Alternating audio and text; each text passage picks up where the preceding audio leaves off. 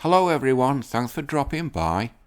2 weeks ago I did a video about how the MGTOW philosophy is being attacked, and it seems that the attack of MGTOW is still going on, as I found this article. It's from the GQ magazine published over here in Britain, and as you can see on the title, it says, "The Men Going Their Own Way movement is the Taliban of the manosphere." Well, for a start off, it's not a movement, it's a philosophy, and apparently we're now lumped together with the Taliban over in Afghanistan. It's written by a guy called Tony Parsons on the 21st of February this year. The subtitle is "Don't Be Complacent, This Virulent Misogyny is Going Mainstream." And it's a similar vein to a lot of these silly little articles that attack MGTOW without really understanding why MGTOW came about. And it does have a few nuggets of truth in it though. The first paragraph is about the pill scene in the Matrix, and it says in the manosphere, taking the red pill means that a guy has opened his eyes to the bitter truth about women. That should be the truth about some women, not all women. And apparently if we're MGTOW, you're put in the same boat as that fat rapist Harvey Weinstein and a feminist author called Donna Zuckerberg. I wonder if she's in relation to the one at Facebook. Believes that MGTOW not only mock and belittle women, not true. They also believe that in our society men are oppressed by women. Well, in Western society, and especially in North America, that does have an element of truth. And from the incels and pickup artists, nobody in the manosphere is quite as obsessed with the red pill concept as the boys. That's an also slanderous term. In MGTOW, who aspire to live their life without contact with women. They used to be called confirmed bachelors. And it says some MGTOWs have platonic relationships with women, while others keep transactions strictly commercial with sex workers. Well, nothing wrong with being friendly with women, we just don't want to get involved in a relationship with them. And there's nothing wrong with going with an escort. Remember, you're paying for time and not for sex. But what you notice about them all that's wrong is that they never stop talking about women. Well, I only talk about MGTOW because it's the subject of my channel. But remember, a lot of MGTOWs, they don't talk about MGTOW. A few percentage of them do, but the vast majority of MGTOW guys don't talk about it. They just get on with their lives. Men sharing their lives with girlfriends, wives and daughters never devote much time to thinking, talking about and obsessing about women. True, but if the woman that they're with took him to the financial cleaners via the female-friendly family courts, then he would start thinking about MGTOW. A lot of the comment section in the videos about MGTOW, that's the way it's gone. They got taken to the cleaners and they find out the truth about women, and that's what turned into MGTOW. That's what these authors don't really understand. Then it goes on about the MGTOW website, ejecting silly preconceptions and cultural definitions of what a man is. That's conjecture. And a few sad, embittered losers in a dusty nook of the internet. If only this comes that MGTOW is going mainstream now.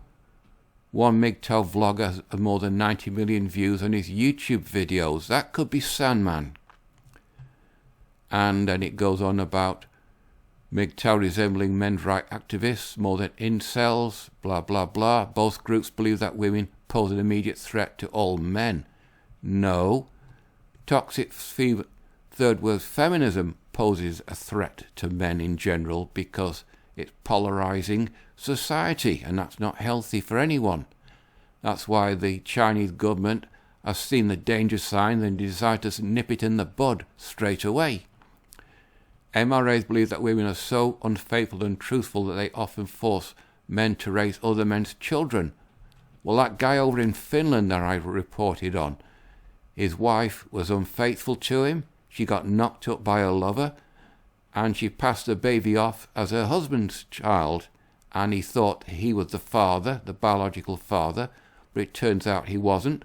Naturally, they're divorced now, but he still has to pay child allowance till the child turns 18. So that's a nugget of truth. MGTOW believes that women are extremely likely to make false accusations of sexual and domestic violence. That's true. Look at Johnny Depp and Amanda Heard.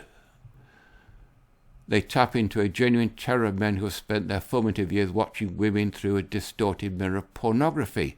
False. I've watched pornography for a long time, and I don't have a distorted mirror of women. And then it goes on about the women referred to as bitches. Well, that's in the rap market music scene, and it's mostly black guys, so they'll have to tackle the African Americans about that. Best of luck with that.